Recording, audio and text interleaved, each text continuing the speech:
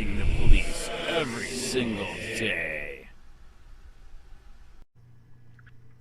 Hey, Charlotte County, this is Charlotte County Cop Watch, and we just got the bill from the Punta Gorda City cops and council lawyer, David Levin, and it's another $10,000 bill. I'm in here everywhere, so we thought we'd go over this. But here's the first.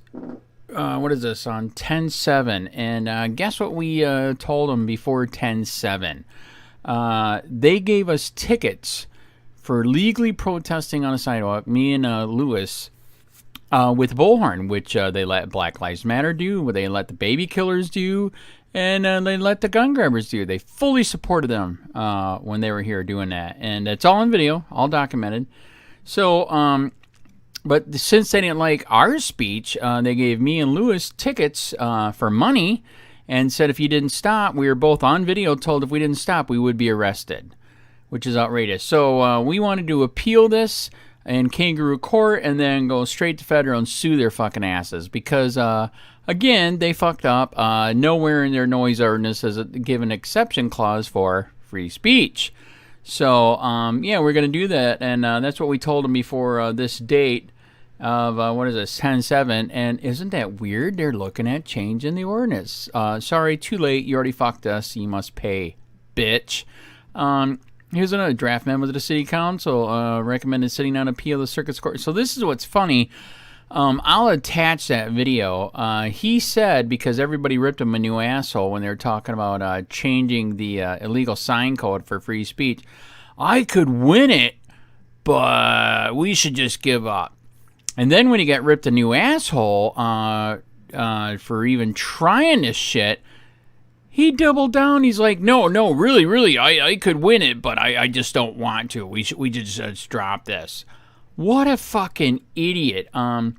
Anyways, city manager regarding the future handling of First Amendment cases. Ooh, I do need to ask for that one. I do want to see that. And by the way, they cannot claim attorney-client because this is dealing with a government. Fuck you and your attorney-client. So, yeah, right here, this is a record to ask for. I would love to, what should we do with those? Should we use all the taxpayers' money? Because they're just a fucking piggy bank, right? I mean, who cares? They've already, in the past 3 to 4 years, they illegally let their dog eat a guy for riding a bicycle. Literally, they paid him, I think, $150,000. Then that same moron cop that did that, to make him look better, they gave him a real gun during a shoot-don't-shoot exercise with old farts here that want to pretend to be, they're training to be a cop, and he shot the lady dead. They paid out $2 million in that one. And, who knows, hundreds of thousands they've already did on this shit, banning free speech, giving me 8 tickets. We won in state court, we won in federal court. I mean, just wow. In the federal settlement, my lawyer gets $20,000 for that. Plus, they got to pay. I mean, this is a mess. It's insane. And then they got more lawsuits coming. They illegally threatened to kill solo yacker for illegally open carry fishing. They illegally charged 2 people with felony offenses for legally filming cops in their fucking public lobby. Charge them with felony offenses. They're so fucked here, it's not even funny. Plus, they illegally jailed me and arrested me and jailed me for free speech on a public sidewalk. That's another lawsuit coming. It's just they're idiots. Let me see what else they got here. Legal research on annoying instruments. Already did that. What else we got? Draft legal opinion recommending dismissal of pending noise citations. So, to supposedly cancel it, and we can't sue him. Too late. It's already a viral video. You threatened to fucking put him in jail for legally protesting with a bullhorn. You are a moron. You did absolutely chilling effect, assholes. So, yeah, they did get rid of his ticket, but sorry, damage already done, dipshit. And then here's a bunch of them, as you can see here. Exchange emails with David Miller regarding Andrew Sheets' federal case. So they agreed they're going to settle out of court after getting their ass kicked in state court. Highly recommend you go look at it. Sheets versus City of Punta Gorda in state court, Charlotte County, Florida. 15-page ruling, beautiful. I have the right to free speech, especially on a fucking sidewalk, you dipshits. Participate conference call regarding settlement of Sheets Federal. So that's where, like I said, they agreed to drop it because they're going to get their ass kicked again. Draft memo to City Council regarding amendment of City Sign Code. So now they're going to change it, and guess what? Still not in the sign code. An exception for free speech. You guys are idiots. Review repealed provision of City Sign Code and respond to email requesting need to adopt an ordinance appealing provisions of... Okay, so yeah. So they're talking about they still got to fix that. And then you got draft email recommending codification of land development regulations and repealed adoption of the new sign code. So they think by doing all this, they're not done being sued. They've already violated so many people's rights with tickets, warning tickets, chilling free speech. I mean, defamed me, slandered me, illegally arrested me, jail. We literally got the email. The city manager asked the cops, can you take them out? And the cops talked to the state attorney, who they hate me too because I've cop watch. I've done it for 9 years. I expose government corruption, police corruption, sheriff corruption. If you're you're fucking us every single day, policing. You're policing us every single day, so I police you every single day, just like you do to us, bitch. So, anyways, apparently they don't like that, especially in Auschwitz, Florida. That's what they call it now. It's not Punta Gorda anymore. This is Auschwitz, Florida, because freedom is dead here, and so is the Constitution, apparently. So, anyways, that is your update. Lots of stuff in there from the city lawyer, who needs to be fired, by the way. Why the fuck does this law firm, Ickard Miller, still, right there, that's who he works for. You're proud of what this fucker has made your law firm look like, which is fucking idiots? And you don't want to, the city won't fire him and you won't fire him, then you guys are idiots too. Who the fuck would want to have anybody do anything at this law firm if you support this piece of shit right here?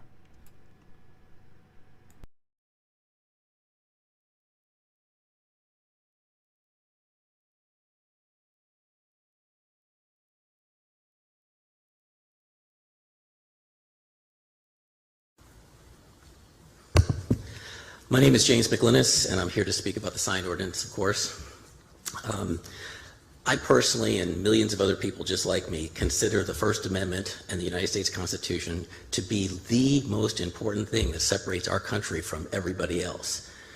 Putin's locking people up right now for protesting the war. He's got a big disinformation campaign. If you try and tell the truth, you get put in jail. And a lot of people look at that and they say, that's terrible, but this city council is doing the exact same thing.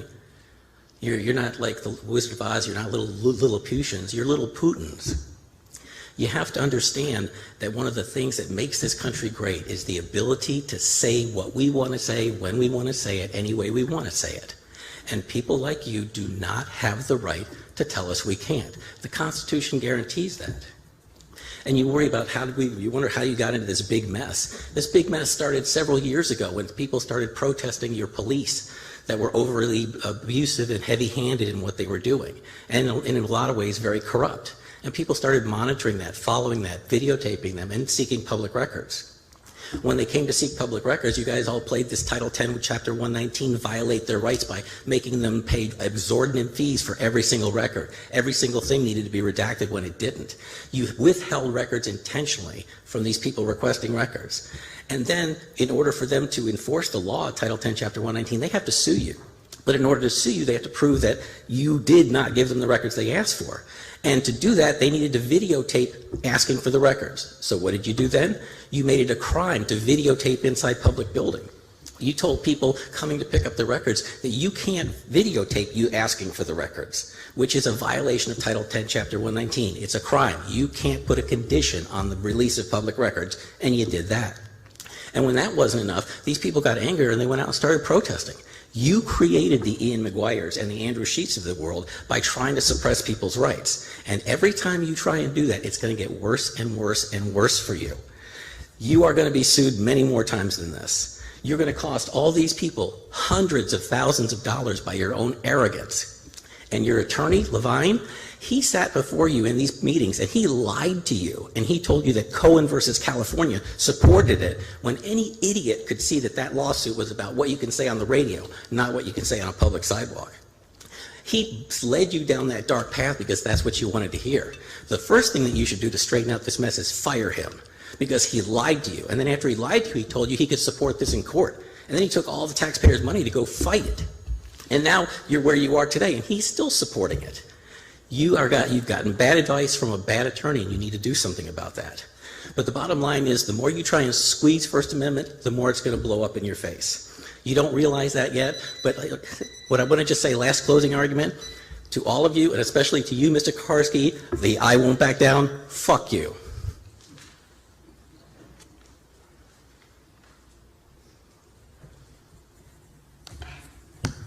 Nicole Christian, Port Charlotte. How many citations were given out for sign ordinance violations since certain language was codified as forbidden? Do any of you know? This is not Q&A. It's not Q&A. All right. I wonder how many people were jailed as a result of it. On July 27, 2021, the board was advised via email about the necessity of respecting and protecting Americans' right to protest and free speech. What changed your minds to jail people after that? For signs, for political expression in a public forum. I wonder how many on the board have never used the F-bomb in their lives. I know last year one of your members admitted to using it in golf, a game. Why is it okay to use it to play golf, but it's not okay to use it when you're expressing deeply held political beliefs?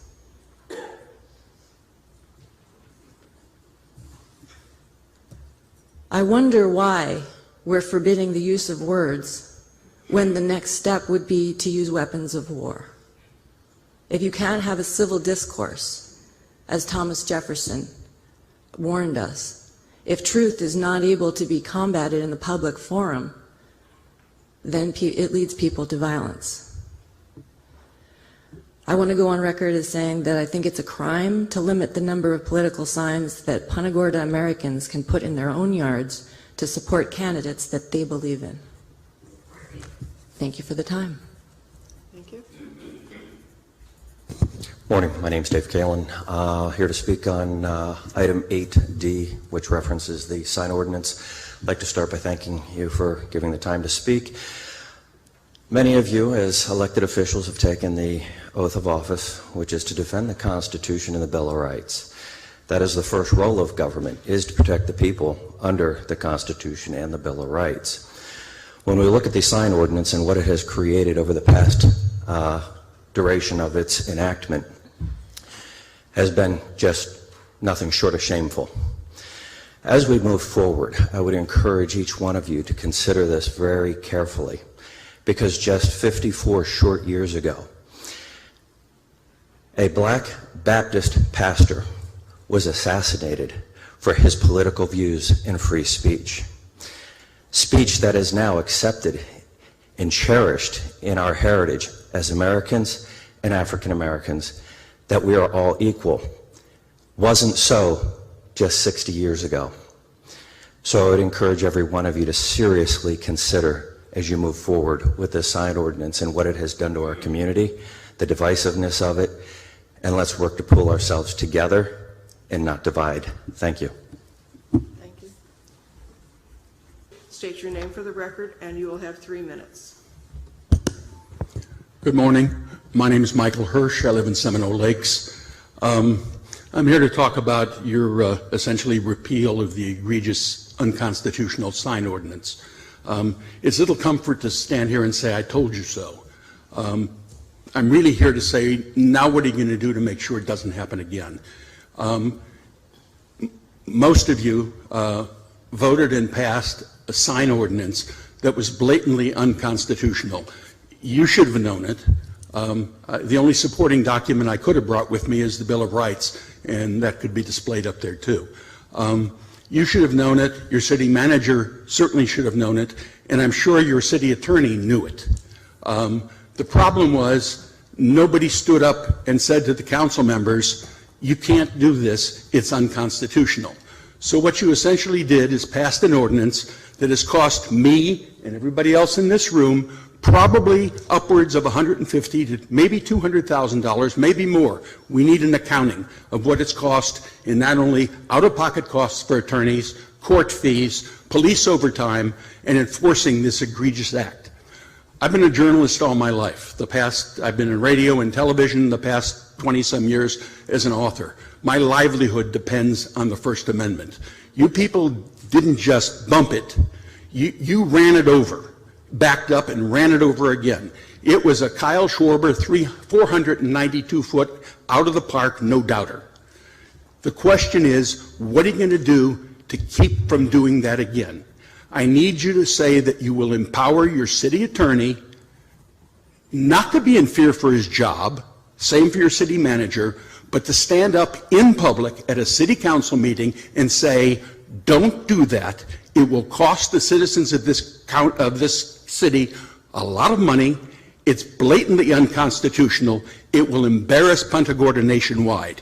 You can't just sit there and vote for it and ho-hum and walk around and say, well, we had to do it because people were asking us to do it. Mr. Levin and our city manager, you need to stand up and say, don't do that. And the city council needs to empower them to do that and know that they won't be held in fear of their jobs if they actually do that. The First Amendment is just about as important, more important than anything we could possibly be dealing with. You need to respect it. For the record, my name is Louis LaBarbera, and to speak on the unconstitutional sign ordinance, how are we going to keep that from happening again? And what are we going to do for the people that were negatively impacted? For example, Andrew Sheets, who was fined up to $5,000 due to this unconstitutional ordinance, and a lien was put onto his house. He lost business, and his name was defamed multiple times. What are we going to do to keep that from happening again? It has been brought to multiple people's attention that it was blatantly unconstitutional, whether it's to the council, to the police, and nobody did anything about it until Andrew Sheets took it to court. It's free speech. That's my supporting document, will be the Constitution of the United States of America, the First Amendment, freedom of speech. What is in that ordinance had nothing to do with fighting words. It had nothing to do with inciting violence. It was blatantly unconstitutional freedom of speech. What are you going to do to keep it from happening again? That's what the people need to know. Because remember, you all took an oath and the police took an oath to serve the people. You need to let the people know how you're going to keep this unconstitutionalities from happening again to where it affects the people, especially someone like Andrew Sheets. He won his state trial, and he's his federal case is about to be settled. And he was even arrested for free speech on public property. How are you going to keep that from happening again?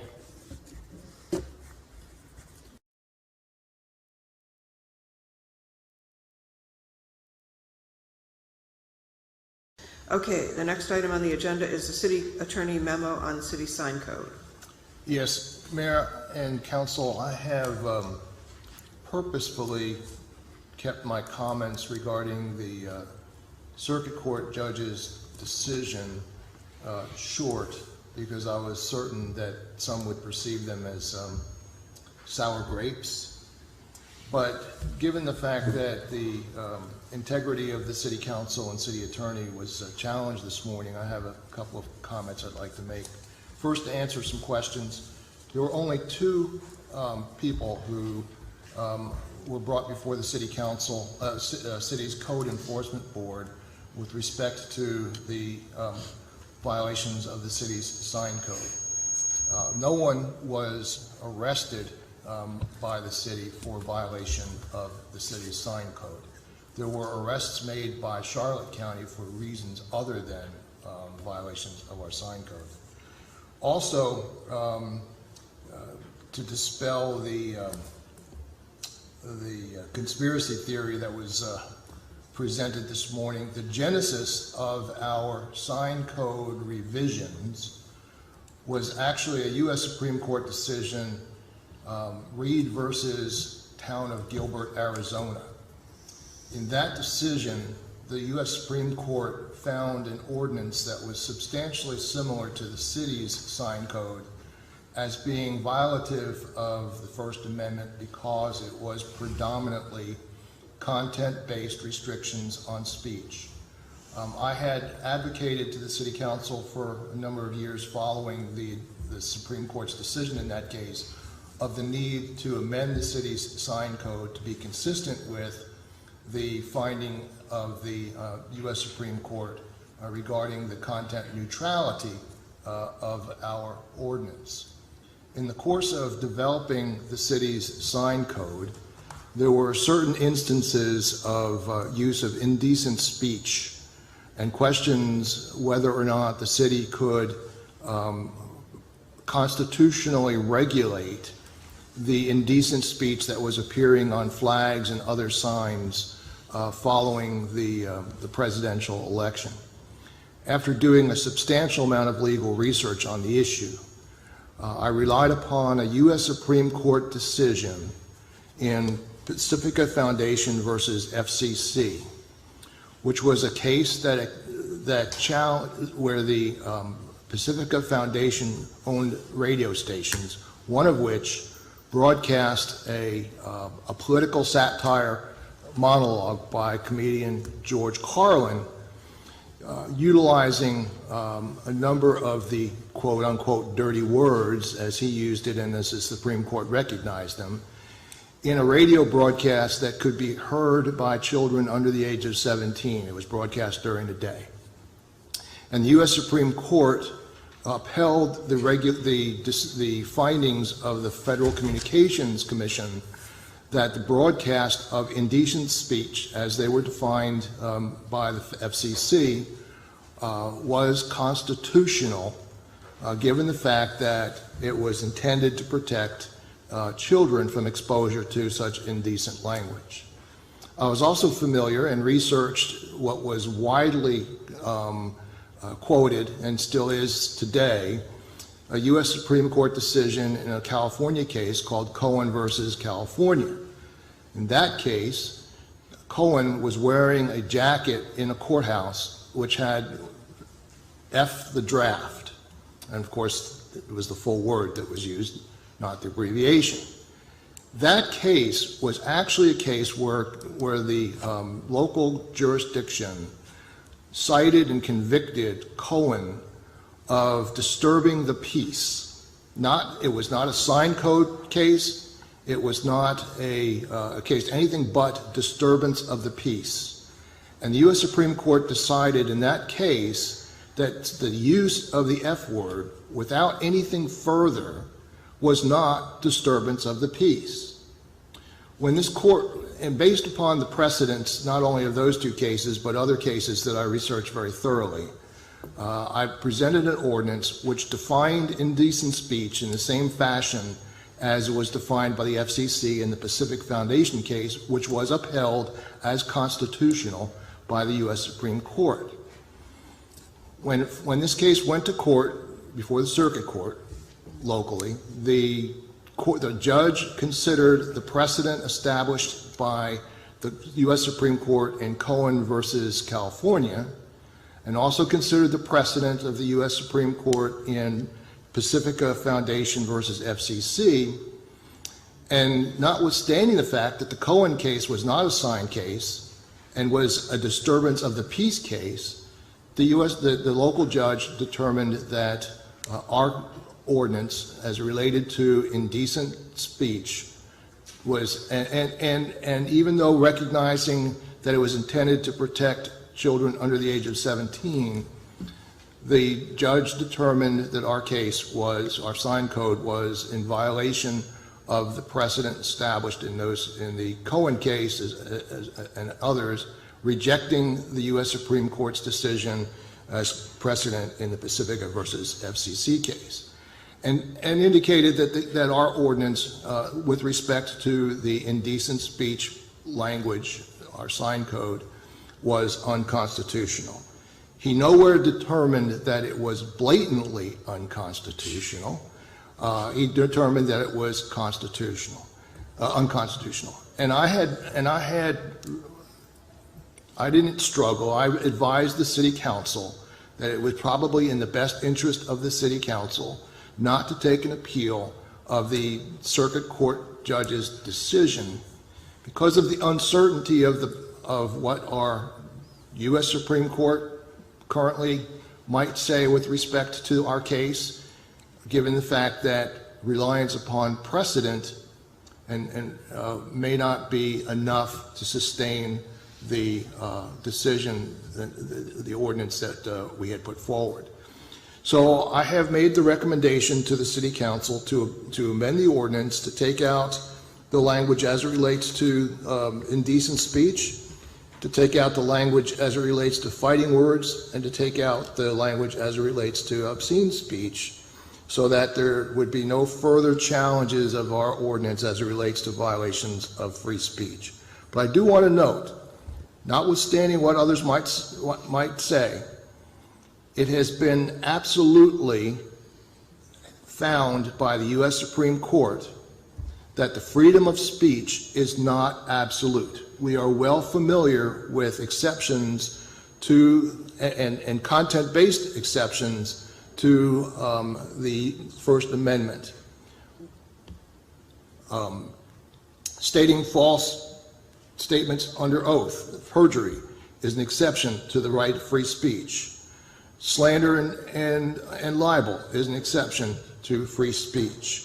There's a whole host of other well understood classifications of speech that are considered to be exceptions to the First Amendment's right of free speech. And as I had researched the case law, and again, relying predominantly on the Pacifica Foundation versus FCC case, which it intended to address the same concerns we had when we adopted our ordinance, recognized indecent speech as an exception to the right of free speech.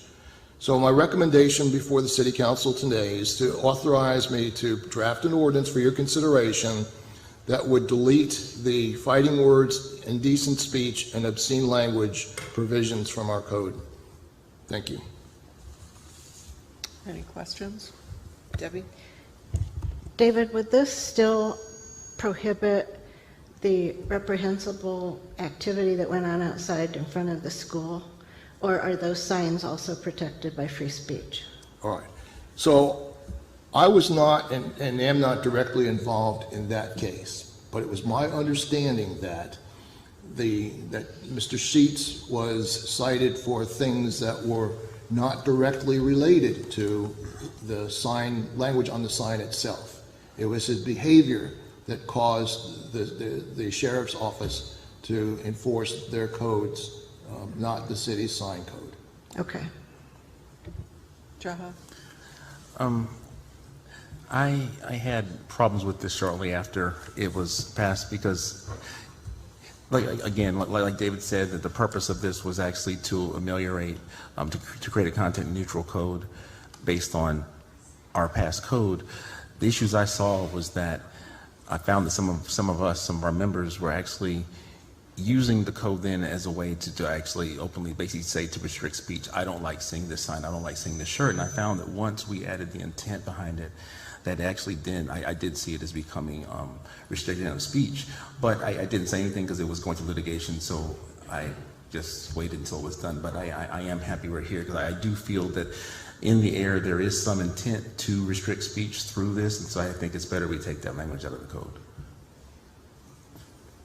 Anyone else? Okay, so if we were to accept the proposed amendment, then we'd have to bring that back to council? Yeah. And will it have to go back to Planning Commission or anyone else before it comes to us? Well, it would not need to come back before the Planning Commission, but the procedure has always been that before we present to you an ordinance for adoption, that we present it to you, the text or the concept for your discussion and then determination as to whether you would authorize the preparation of the ordinance. So pursuant to that policy, that's what I put on the agenda today, and again would request your authorization to prepare an ordinance that would come back before you, amending the code as I provided in my memo. Okay. Does anyone want to make a motion to that effect? I'll make a motion. Second. Do we have a second? Yes, second. Okay, we have a motion and a second to have the city attorney draft official documentation for a proposed amendment to the sign code. Is that correct? Yes. Okay. Any further discussion? All those in favor, please signify by saying aye. Aye. Aye. Opposed? Motion carries unanimously. Thank you. Thank you.